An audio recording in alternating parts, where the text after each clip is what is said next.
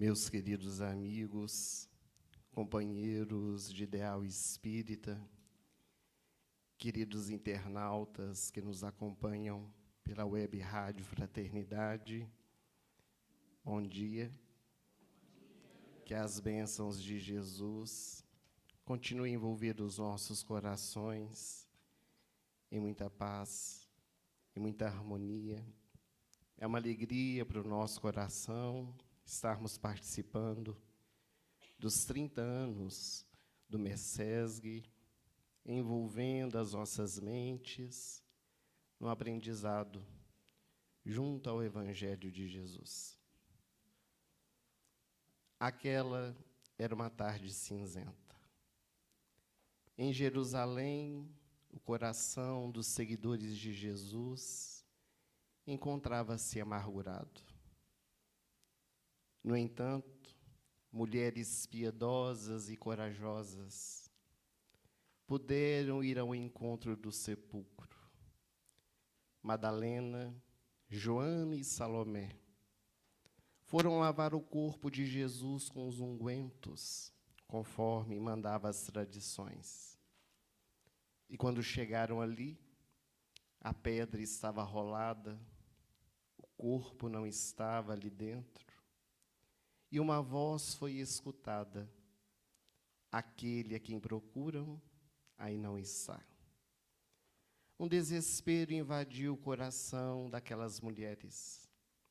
Joana e Salomé saíram a correr para avisar aos apóstolos de Jesus, que se encontravam no cenáculo reunidos, e somente Madalena ficou ajoelhada aos pés do sepulcro em prantos. O que teria acontecido com o corpo de Jesus? Quando, em meio aos arbustos, ela viu um homem, pensou, e quando deteve os seus olhos, ela percebeu que era Jesus. O coração descompassado, as pernas trêmulas, fez com que ela se levantasse do chão onde estava prostrada, e ela disse Rabone, que quer dizer mestre. Correu para abraçá-lo, e o meigo Rabi lhe disse: não me toques ainda, porque eu não fui à casa de meu pai. Mas vai e diga aos meus seguidores que eu desejo vê-los na cidade de Betânia. E da mesma forma que Jesus lhe apareceu, ele desaparece aos olhos daquela mulher. E ela desce à cidade para trazer a maior notícia que a humanidade poderia receber, de que Jesus estava vivo. O corpo havia sido morto em uma cruz, mas o espírito havia retornado, comprovando a imortalidade da alma. E quando esbaforida, ela chega no local onde estavam os apóstolos de Jesus, trazendo a boa notícia, contando a eles exatamente o que lhe acontecera. Maria, a mãe de Jesus, estava presente, a abraçou com muita ternura. E então Madalena e todos os outros que estavam ali reunidos puderam escutar uma voz rouquenha que vinha do fundo do salão. Tu pensas que vamos acreditar. Por quê? Porque ele, o nosso mestre, escolheria a ti para poder aparecer. Poderia ter aparecido a Maria, a sua mãe. Poderia ter aparecido a João, o apóstolo amado de Jesus. Ou mesmo a Simão Pedro, a quem ele escolheu para ser a pedra angular da sua igreja. Mas a ti, tu pensas que nós vamos acreditar? Era a voz do ciúme e da inveja que reverberava naquele salão. Tomé não acreditou que Jesus poderia ter lhe aparecido. E ela, de cabeça baixa, compreendendo a situação que se lhe apresentava, ela simplesmente disse: não sei porque a mim ele apareceu, mas essa é a mensagem que eu lhes dou a pedido dele. E os 10 apóstolos, conforme solicitação de Jesus, foram a Betânia, e com portas e janelas fechadas, Jesus lhes apareceu, trazendo mensagens de conforto, de bom ânimo, mostrando-lhes que eles não estavam sozinhos no trabalho que haveria de vir. Quando os 10 companheiros narraram a Tomé que Jesus realmente lhes havia aparecido, o apóstolo duvidou novamente. Eu só crerei se eu meter os dedos nas suas chagas. Eu só acreditarei se eu tocar as feridas do nosso Mestre. E 8 dias depois desta fala de Tomé, quando num local também fechado, de maneira inesperada, sem que ninguém pudesse estar aguardando a chegada do meigo Rabi, eis que Jesus apareceu. E aproximando-se do apóstolo, que estava sentado ao chão, distendeu os seus pulsos e disse: vem aqui e mete o teu dedo na ferida e creia, Tomé, porque bem-aventurados são aqueles que não viram e creram. E o apóstolo caiu num profundo cismar. As lágrimas escorriam por sua face. Era o momento em que Jesus lhe trazia uma grande mensagem, uma grande lição, que no transcorrer dos tempos também serviria para todos nós, os cristãos. Mais tarde, Santo Agostinho, um dos pais da Igreja Católica, em um de seus sermões, ele chegou a afirmar que Tomé duvidou para que nós pudéssemos crer. E muito embora, quando estudamos a vida dos apóstolos, sempre ficamos presos aos erros que eles tiveram, porque quando falamos a respeito de Tomé, a primeira coisa que vem à nossa mente foi a sua dúvida. Esquecemos do trabalho evangelizador que este Espírito realizou quando esteve aqui na terra. Porque depois dos nossos tropeços, depois das nossas caídas, sempre somos convidados a nos erguer para realizarmos o trabalho com dignidade, com responsabilidade e, sobretudo, com amor. Depois destes acontecimentos, conforme narra a história, Tomé saiu viajando, levando a mensagem de Jesus onde nunca antes havia se falado a respeito do meigo Rabi. Chegou às terras distantes da Índia, onde Buda, Krishna, os grandes mestres indianos, já haviam trazido a mensagem da iluminação, da plenitude, do encontro consigo mesmo.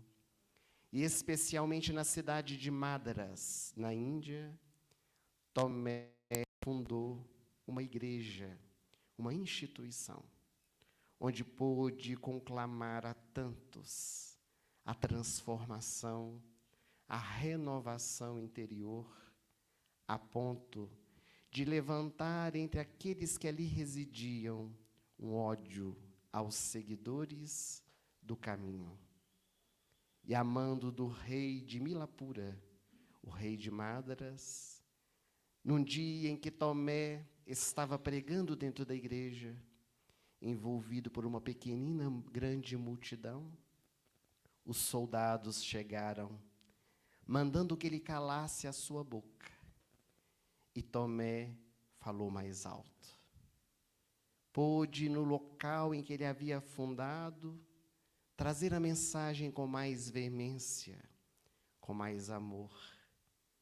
Foi quando ele começou a sentir as flechas envenenadas entrecortarem o seu corpo. Eram os soldados que queriam matá-lo. E enquanto o veneno entrava na sua corrente sanguínea, e Tomé começou a sentir dores lancinantes, porque os batimentos cardíacos aumentaram, ele desejou gritar de dor. E foi naquele instante que uma luz começou a brilhar diante dos seus olhos, e de dentro dela, a figura excelsa do meigo Rabi, que, distendendo o seu dedo em riste, colocou sobre os lábios de Tomé e lhe disse: não grite, porque a sua vida já gritou. E ele tomba ao chão, sendo recebido no mundo espiritual pelo Mestre de Nazaré. Se um dia Tomé havia duvidado, agora ele demonstrava a sua fé, o seu amor perante o Evangelho, dando a sua vida a Jesus. Porque escutara da boca do Mestre que pode-se matar o corpo, mas não pode se matar a alma. No transcorrer da história da humanidade, gradativamente, os conceitos da imortalidade da alma, da reencarnação, da mediunidade, da lei de causa e efeito, e tantos outros princípios que a doutrina espírita nos apresenta, têm sido aos poucos absorvido, compreendido por muitos. Mas outros tantos, dentro da nossa sociedade, e muitos de nós, espíritas, ainda necessitamos a nossa jornada de ver para crer. Quantas vezes nas experiências da vida, quando alguém nos conta uma experiência, quando ouvimos contar sobre uma história, logo, logo a pontinha da dúvida surge.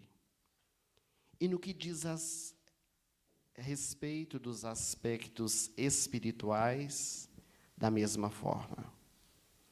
Quantas dúvidas e questionamentos ainda permeiam a nossa mente, muito embora tenhamos essa doutrina que nos dá bases seguras, que nos traz o esclarecimento, o conhecimento, o entendimento da vida. É preciso que nós possamos trabalhar a nossa mente para o entendimento da vida. Porque é preciso ver, sem dúvida, mas enxergar com os olhos da alma, muito mais do que os sinais exteriores. É preciso nós sentirmos pulsar dentro do nosso coração aquela certeza do que tanto temos estudado, tanto temos aprendido. É preciso nós afirmarmos dentro do nosso coração a fé inabalável, que a doutrina espírita nos apresenta por meio dos benfeitores espirituais, pautados no Evangelho de Jesus. A época de Kardec, quando os fenômenos das mesas girantes começaram a acontecer em Paris, por volta do ano de 1850, quando mesas bailavam no ar sem que ninguém colocasse as mãos, e os jornais de toda a França e de diversas partes do mundo noticiavam, o professor Hippolyte Léon Denisard Rivaio, por diversas vezes, havia lido aquelas notícias. Até que no ano de 1854, um de seus amigos, chamado Fortier, o convidou para que ele pudesse participar de uma daquelas experiências. As diversas reuniões que aconteciam, as mesas respondiam sim com uma batida e não com duas. E quando Fortier convidou o pesquisador, também pedagogo, Rivaio, para poder participar, ele sorriu e disse: tu pensas que eu vou crer que uma mesa destituída de cérebro, de inteligência, possa responder perguntas? E envolvido pela dúvida, ele não aceitou o convite. Relutou diante dessa experiência.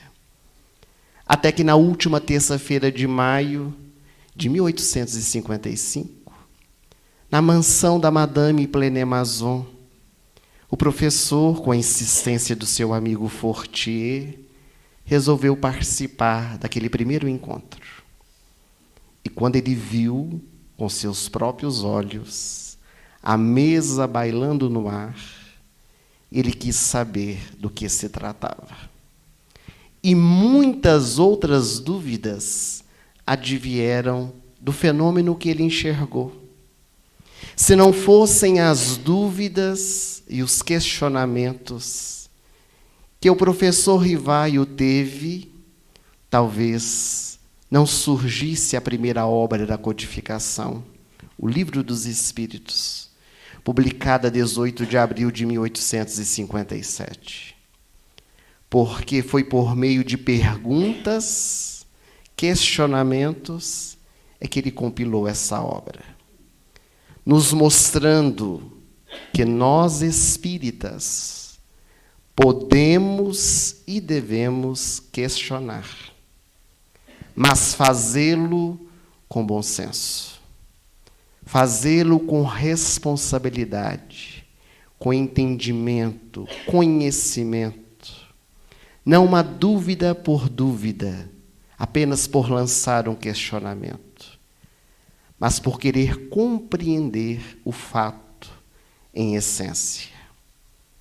Do ponto de vista religioso, os benfeitores espirituais dizem que a fé se manifesta de duas formas: a fé cega e a fé raciocinada. A fé cega é aquela que nos envolve, onde nós acreditamos em tudo o que nos é dito, onde nós buscamos sempre seguir da forma que foi traçado, sem meditar, sem pensar a respeito da proposta que nos é apresentada. A fé raciocinada é aquela que pergunta, que quer saber, que medita antes de aceitar a proposta que é apresentada. Está em bases seguras.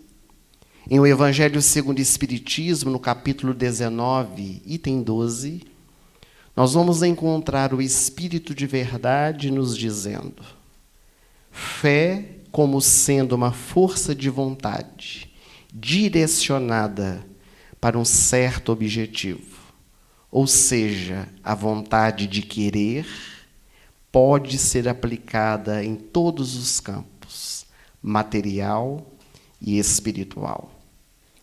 A fé está muito mais presente na nossa vida do que nós imaginamos. Porque quando nós falamos sobre fé, a primeira ideia que nós temos é a nossa vinculação religiosa.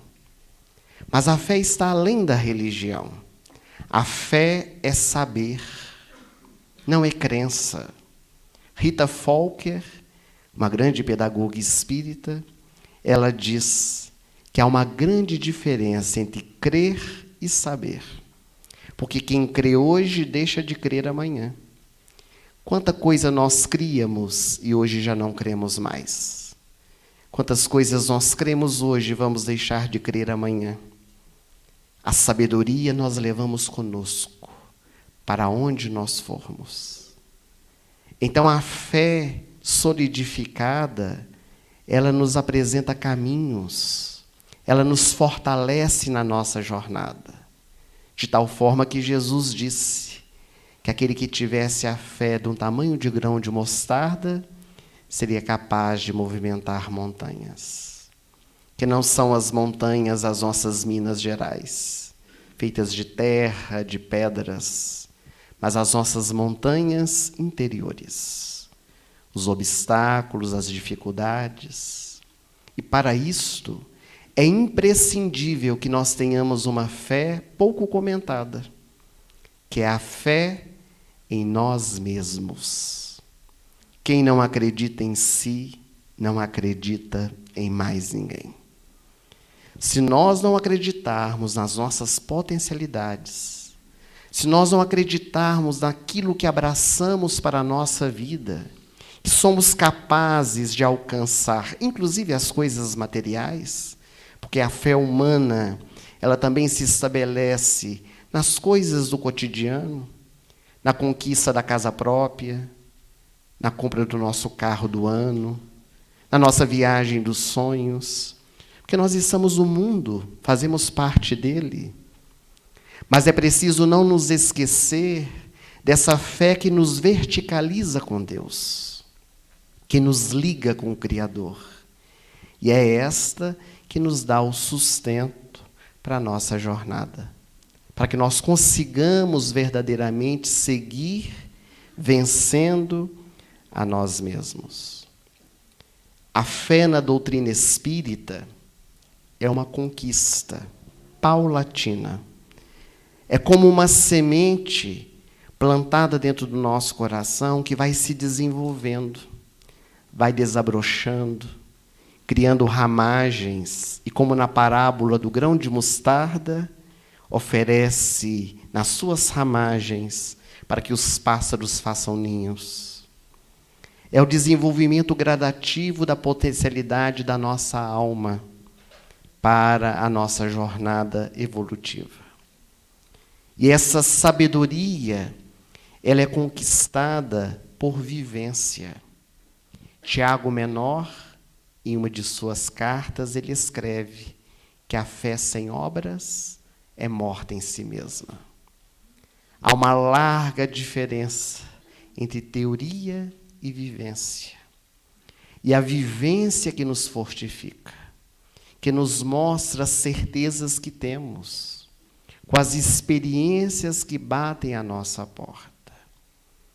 Então, a certeza da presença de Deus em nossas vidas, da imortalidade da alma, da reencarnação e destes princípios que a doutrina espírita nos apresenta, somente se solidificarão dentro do nosso coração quando, à luz do conhecimento e da vivência, nós compreendermos isto.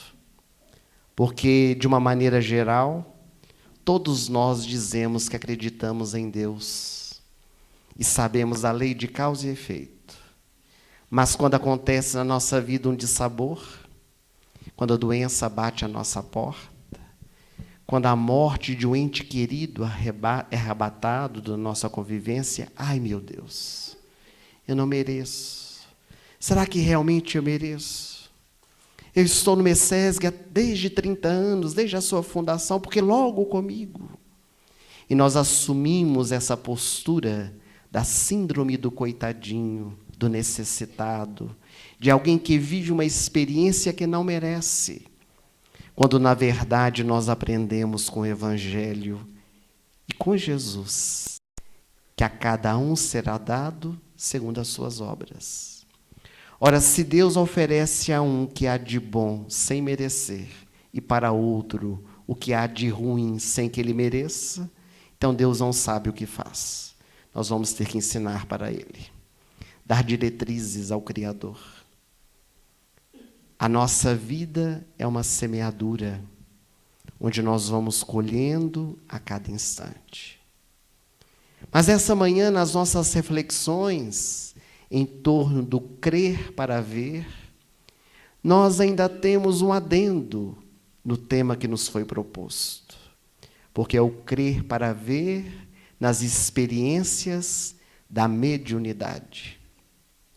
Porque quando se trata do intercâmbio do mundo espiritual para conosco, isso ainda suscita muitas dúvidas.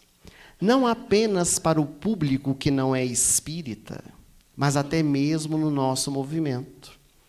Muitos médiuns duvidam das suas próprias comunicações, especialmente os médiuns conscientes, que dão as comunicações nas reuniões mediúnicas e que interiormente questionam: será? Será que realmente é um espírito que está se comunicando ou é tudo da minha cabeça que está saindo e sendo trazido naquele momento? Todas as pessoas que estão no envolvimento da mediunidade podem e devem duvidar do fenômeno, mas o médium nunca. Porque se o médium duvida de si mesmo, ele abre já as portas para as influenciações negativas, para abrir campo para que o fenômeno não ocorra e seja realmente um fenômeno anímico ou até mistificador. Se nós voltarmos na história do nosso movimento espírita, e especialmente aqui nas Minas Gerais, na década de 40, em Pedro Leopoldo, onde vivia o nosso saudoso Chico Xavier, muitas reuniões de materialização eram realizadas.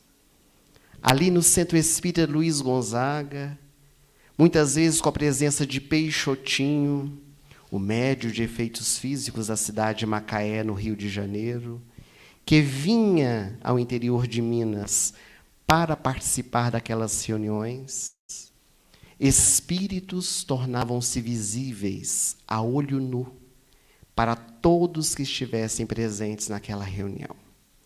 Podiam ser tocados. O fenômeno da voz direta era escutado por todos que estavam ali. Os espíritos traziam presentes para pessoas que estavam ali presentes. Quantos relatos há de presentes trazidos pelos benfeitores espirituais? Sheila materializava-se, realizando tratamentos espirituais. Numa daquelas ocasiões, uma concha do mar, um caramujo, foi trazido para a reunião, ainda trazendo os resquícios da areia e do mar, na distância que há de Pedro Leopoldo, das cidades litorâneas. Eram os espíritos comprovando a imortalidade da alma, mostrando a todos aqueles que tinham dúvidas de que eles estavam ali, presentes, trabalhando os recursos em favor de todos nós. Mas, à medida que essas reuniões foram acontecendo, a curiosidade. As pessoas queriam participar como uma forma de entretenimento. As pessoas queriam ver o fenômeno. E o fenômeno de efeitos físicos é um fenômeno que causa muito desgaste do médium, que doa o ectoplasma para que as materializações possam ser realizadas. Dizem os pesquisadores que Chico Xavier, numa reunião de materialização, às vezes emagrecia de 2 a 3 quilos, por causa das doações que eram realizadas. E ele já era muito franzino, imaginemos as debilidades que ficavam após as reuniões, num movimento puramente de espetáculo, porque as pessoas entendiam como sendo um show, em que os espíritos vinham para se comunicar. Numa dessas reuniões, a última, o benfeitor espiritual Emmanuel materializou-se. Chico ficava numa sala contígua, deitado. As pessoas participantes ficavam numa sala fechada, com plena escuridão, porque não pode entrar nenhuma luz, porque o ectoplasma é sensível à luz. Então Emmanuel materializou-se num fulgor, brilhando em luz. Ele trazia na sua mão uma tocha fumegante que iluminou de tal forma aquela sala. Ele apaga a tocha e orienta a Chico Xavier que aquela seria a última reunião realizada, porque o seu compromisso era com os livros, na psicografia. Mas, muito embora os fenômenos de efeitos físicos tivessem sido cancelados nas reuniões fechadas, aqueles que conviveram com Chico Xavier narram dos fenômenos ocorridos à luz do dia, quando dele exalava perfume sem usar, quando as águas a serem fluidificadas tomavam gosto de remédio. Às vezes podia ser visto uma substância leitosa na água. Chico Xavier possuía uma mediunidade inconteste. A própria psicografia pôde comprovar isto, quando centenas de espíritos puderam retornar do além-túmulo para comprovar que a morte não existe. A doutora Marlene Nobre realizou um trabalho de pesquisa em torno das mensagens que Chico Xavier psicografou. E em 100% das mensagens houve credibilidade das mensagens que ele recebeu. É óbvio que às vezes um parente ou outro, como mostra no filme, não acredita. Mas sempre existiu alguém da família que, ao tomar em suas mãos aquelas mensagens, reconheceram seus parentes pela letra, por fatos que jamais Chico Xavier poderia saber, inclusive pela caligrafia e, às vezes, até pela assinatura. Para nós termos uma ideia, 3 psicografias do Chico foram usadas em tribunal, aceita pelos juízes, em que os chamados mortos diziam que aqueles que estavam sendo acusados de assassinos eram inocentes. Na década de 50, portanto, 10 anos depois, em Belo Horizonte, no grupo da Fraternidade Espírita Irmã Sheila, a qual fazemos parte, especialmente na casa do senhor Jair Soares, que tinha a esposa Elvira Soares, estes fenômenos começaram a acontecer. Na casa deles, eles se reuniam, como era muito comum naquela época, a prática espírita dentro das casas das pessoas. Um dia, estava o senhor Jair Soares em casa, quando a campainha toca. Quando ele abriu, era Peixotinho. Os dois não se conheciam. Ele assustou-se, porque Peixotinho já era muito conhecido. O Fantástico já havia trazido diversas reportagens falando a respeito dele, no movimento espírita, muito conhecido por todos. Então, Peixotinho se assustou. Aliás, Jair Soares se assustou com Peixotinho ali, convidou-o para entrar, e Peixotinho narrou que ele estava vindo de Macaé para Pedro Leopoldo, encontrava-se na rodoviária em Belo Horizonte, esperando o próximo ônibus para ir à cidade de Pedro Leopoldo, quando Sheila se apresentou para ele. E lhe disse: precisamos, antes que você vá ao encontro do Chico, visitar uma família aqui em Belo Horizonte. Ele disse: mas eu não conheço ninguém. Pois anote no papel, que vou lhe dar o endereço. É a família Soares, na rua Paraisópolis, número 242, Santa Teresa. Ele chamou o táxi, confiante no fenômeno mediúnico, e foi à casa da família. Jair o convidou para que pudesse entrar, eles assentaram na cozinha, onde os bons mineiros sempre recebem suas visitas. E enquanto Dona Elvira, chamada carinhosamente de Ló, preparava o café, Peixotinho foi envolvido pela espiritualidade e disse ao senhor Jair: hoje à noite nós vamos realizar aqui na sua casa uma reunião de materialização. Sheila quer tratar Dona Ló. Poucas pessoas sabiam que Dona Ló havia sido diagnosticada com câncer. Na década de 50, quando o câncer era detectado, matava rapidamente, os tratamentos eram muito embrionários. O médico havia dado a Dona Ló, no máximo, 2 meses de vida. E então ela se virou chorando, porque Peixotinho não sabia do que ela estava passando. E no período noturno, a reunião foi realizada. O espírito Sheila materializou-se e trazia nas suas mãos uma caixa que emitia uma cor esverdeada. Era a radioterapia, que ainda não havia sido descoberta. Ela trouxe próximo de Dona Ló, aquelas energias foram sendo absorvidas pelo corpo e pelo espírito da enferma. E quando a reunião finalizou, ela estava muito bem. Ao procurar o médico, ele não sabia explicar. Dona Ló estava totalmente curada. Para nós termos uma ideia da repercussão da cura de Dona Ló, a NASA esteve em Belo Horizonte, estudando a cura dessa mulher, que viveu ainda durante anos.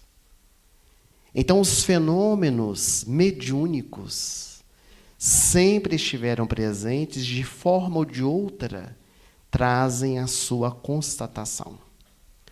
Mas em pleno século XXI, nós estamos além deste ver para crer. Hoje, as casas espíritas, em sua grande maioria, que realizam reuniões de materialização, já não são mais direcionadas à materialização dos espíritos, mas para o tratamento de enfermos, para aqueles que necessitam da energia mais animalizada, para o seu fortalecimento, para a sua cura interior, inclusive. Nós estamos em uma época em que nós precisamos estar conscientes daquilo que nós acreditamos, sem a necessidade de poder ver para poder acreditar. No nosso movimento espírita, nós temos ainda muita dificuldade em torno disso. Logo depois do retorno da pandemia, quando as casas espíritas começaram as suas atividades presenciais, a maioria delas realizavam o passe coletivo para evitar aglomeração dentro da cabine, todos fechados no mesmo ambiente. Geralmente a cabine de passe é um ambiente que não há muita circulação de ar, pelo próprio ambiente a ser criado para absorvermos as energias. E quando, por acaso, o dirigente da reunião informa que o passe é coletivo, ai, ai, ai, parece que não recebemos nada. Saímos da casa espírita como se não tivéssemos tomado passe, porque não vimos o médium à nossa frente, distendendo mãos, realizando os movimentos rítmicos para transmitir a energia a nós. Será que neste encontro os benfeitores não estão aqui presentes, pacificando-nos, envolvendo-nos em vibrações harmoniosas? Será necessário realmente uma cabine de passe para um evento como esse, para nós recebermos as energias que podemos sentir através da música, da oração, das palestras, no nosso envolvimento fraternal, no contato com a natureza? Deus pulsa em toda parte e pulsa dentro de nós. Então, as nossas movimentações do agora precisam estar solidificadas na vivência. É isso que nos liga com o mais alto. O benfeitor Emmanuel, no livro Pão Nosso, ele escreve uma mensagem intitulada Espiritismo na Fé, onde ele diz: os que creem, contudo, e aceitam as determinações de serviço que fluem do alto, serão seguidos pelas notas reveladoras da imortalidade, onde estiverem. Em nome do Senhor, emitindo vibrações santificantes, expulsarão a treva e a maldade, e serão facilmente conhecidos entre os homens espantados, porque falarão sempre na linguagem nova do sacrifício e da paz, da renúncia e do amor. O convite da espiritualidade para que nós possamos ir além do que simplesmente o conhecimento, mas passemos ao despertamento também dos sentimentos. Que o entendimento da doutrina espírita e do Evangelho de Jesus saia da nossa mente e penetre no nosso coração. Porque essas são as duas asas da nossa evolução, para que nós possamos alçar voos mais altos e atingir a nossa plenitude.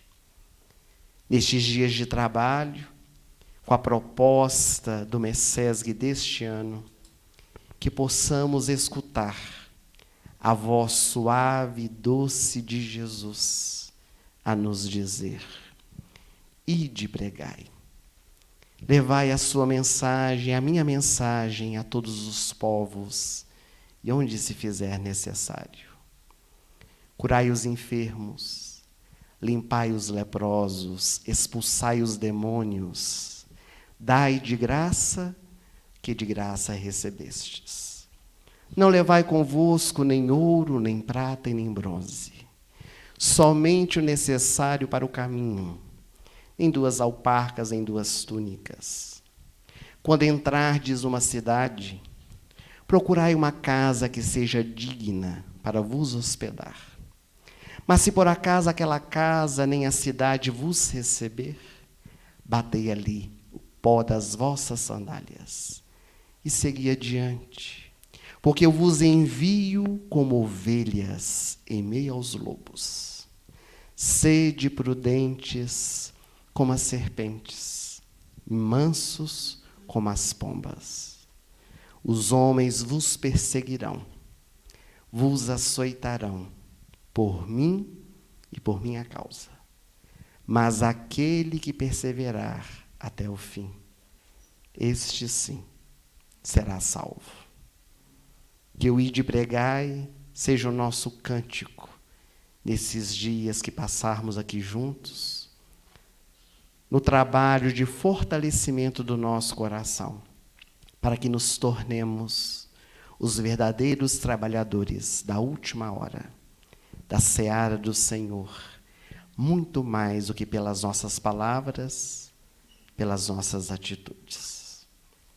Nós queríamos agradecer a presença, o carinho de todos vocês, o convite para participar deste evento. E antes de nós darmos prosseguimento à programação, escutando a Aline antes do almoço, carinhosamente, a direção do MECESG nos permitiu que nós pudéssemos falar um pouquinho a respeito do nosso trabalho.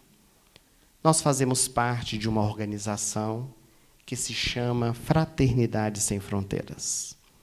É uma ONG que há 13 anos tem realizado atividades tanto no Brasil quanto na África. Hoje nós atendemos a 32 mil pessoas em 5 países da África: Malawi, Madagascar, Congo, Senegal e Moçambique. Aqui no Brasil nós temos várias frentes de trabalho. E tudo isso só é possível com o apoio de muitos corações, de muitos que entenderam que a caridade não tem fronteiras, que a caridade se faz onde se há necessidade dela. E fortalecendo os nossos corações, vamos procurando fazer a diferença no lugar onde somos chamados. É como uma gota no oceano, conforme afirmava Madre Teresa de Calcutá. Mas essa gota faz a diferença no amontoado de águas da vida.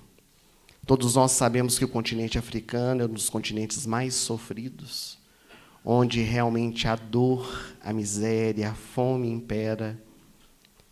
E a Fraternidade Sem Fronteiras tem tentado levar a esperança, a dignidade. E nesses 13 anos de trabalho temos visto os frutos, porque diversos jovens, mais de uma centena deles, fazendo o 2º grau, que lá em Moçambique, especialmente, era quase impossível. Alguns jovens formados na faculdade, 3 deles já se formaram. Alguns já ingressaram. Então, é a união dos corações. Mas todas as vezes que nós somos convidados a falar sobre a Fraternidade Sem Fronteiras e divulgamos, embora a vivência que já tivemos, porque já estivemos lá por várias vezes, na coordenação das caravanas da educação, ainda suscitam dúvidas, o que é natural. Então, nós queríamos quebrar um pouquinho do protocolo do nosso encontro e convidar uma filha de São Gotardo, porque ela já esteve numa dessas caravanas, visitou recentemente o Malawi, que é uma região de muito sofrimento dos refugiados, e ela esteve, juntamente com uma caravana da espiritualidade, visitando aquele local, e queríamos pedir para que ela pudesse contar um pouquinho a sua experiência no Malawi. Com você, Luísa.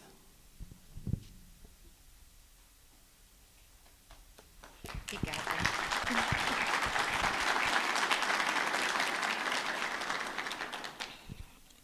Bom dia de novo, né?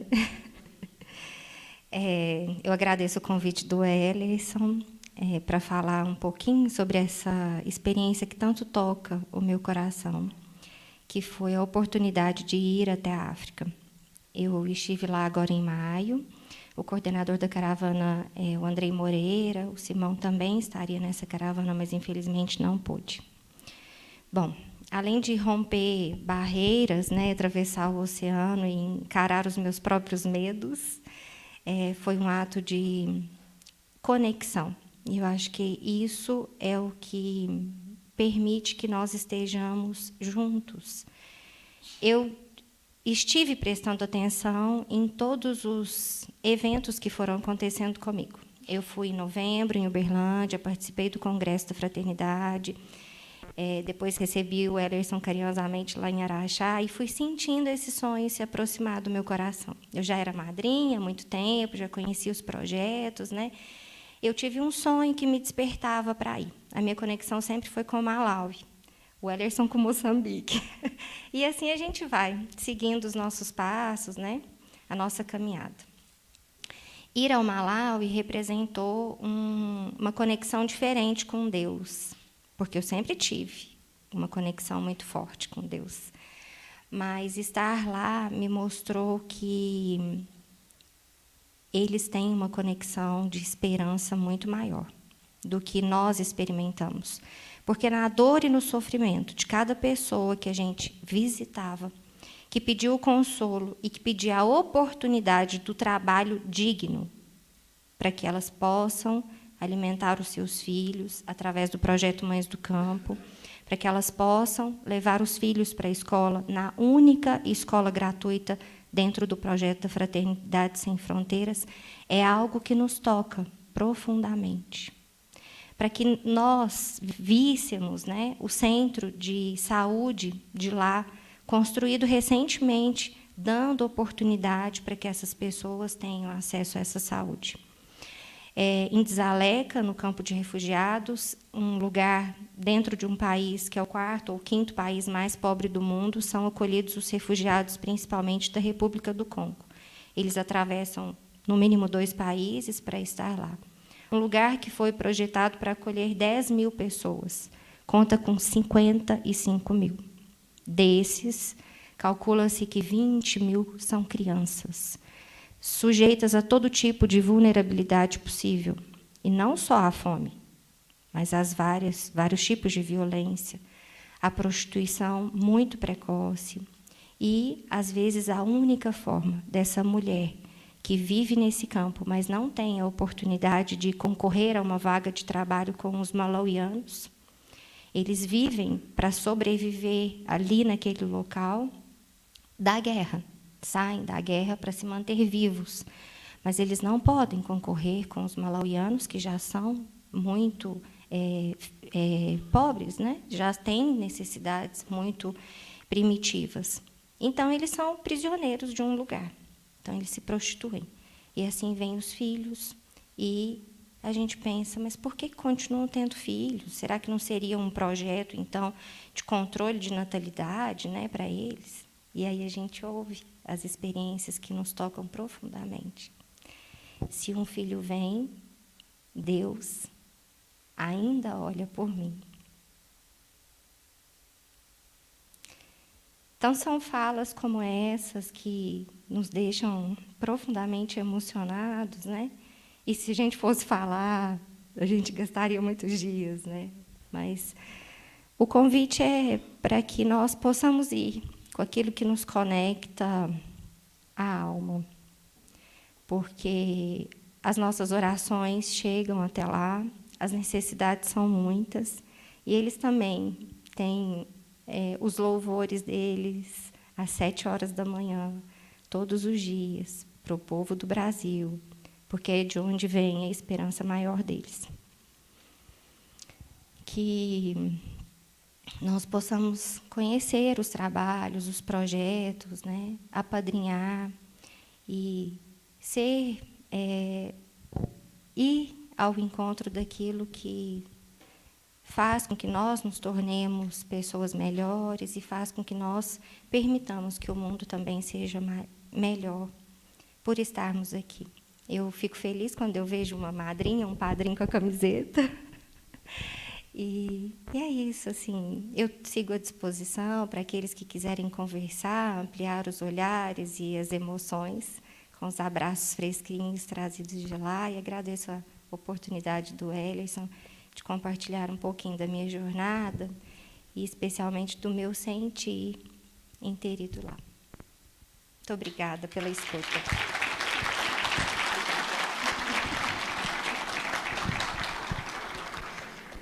Os desafios são muitos.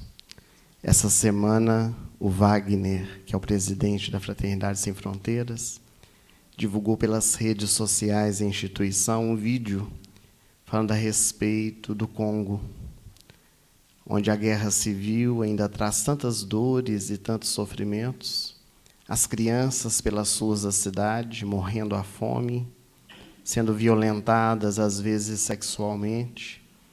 E o Órfãos do Congo é um projeto que surgiu dentro da Fraternidade Sem Fronteiras para o acolhimento dessas crianças.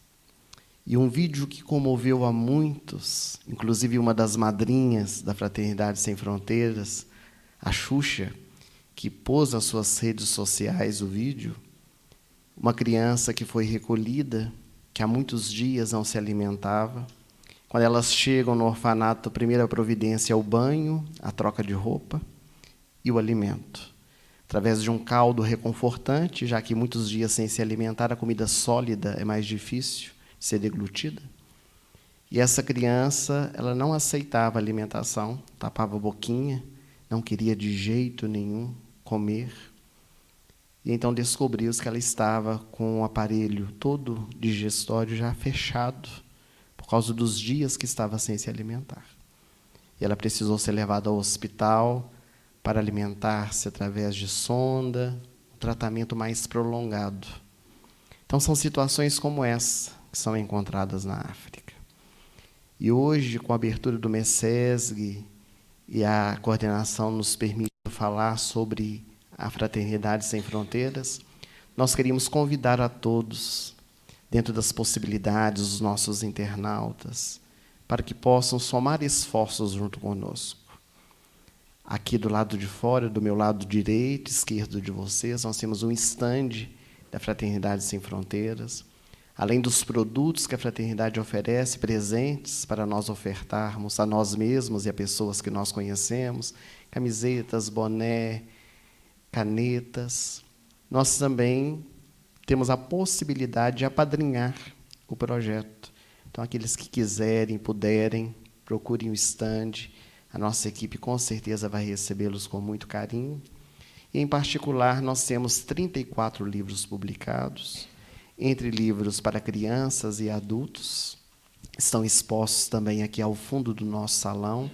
A renda do nosso trabalho, toda ela é revertida para instituições de caridade e a divulgação do Evangelho, entre elas a Fraternidade Sem Fronteiras.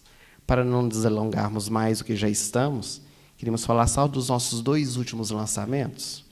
Um deles é o livro Levantar e Servir, que é um trabalho de pesquisa, onde nós fazemos um estilo miudinho, um estudo das curas de Jesus. Nós temos um livro que se chama A Cura Real, que estuda as 27 curas de Jesus, e a espiritualidade nos orientou que agora nós fizéssemos um livro sobre cada cura.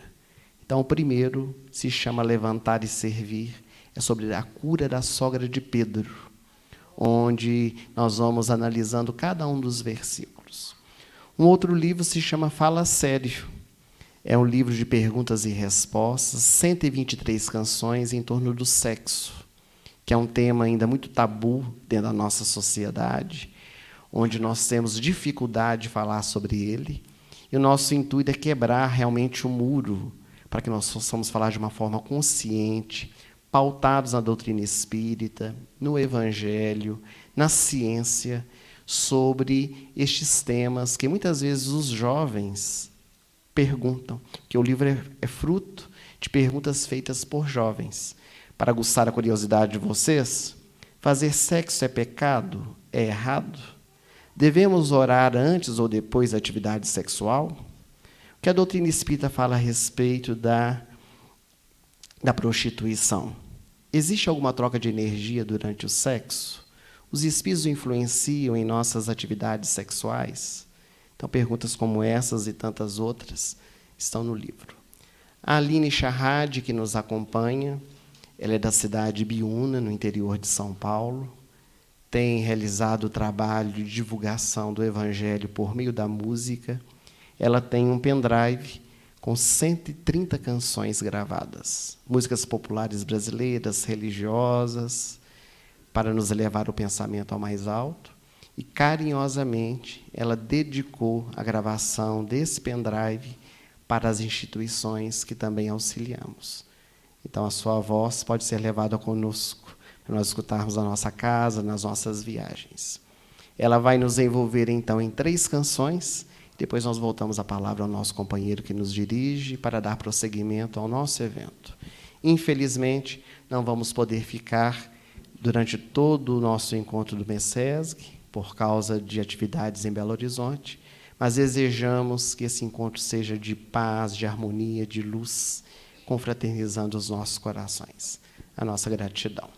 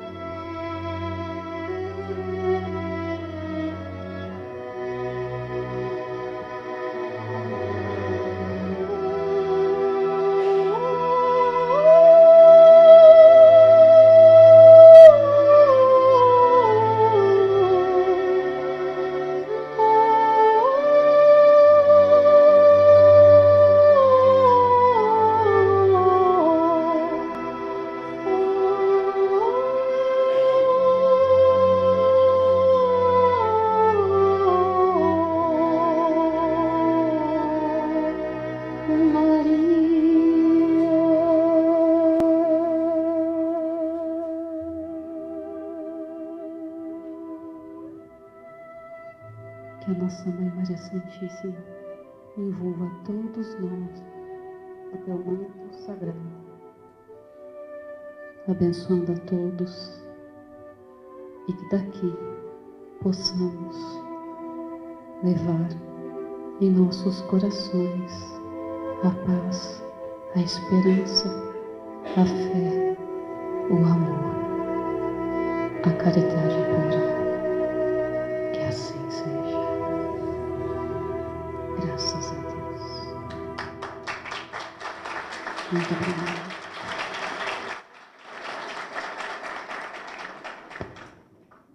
Que Deus abençoe a todos vocês. Muito obrigada. Um bom dia ou boa tarde. Deus abençoe. Obrigada.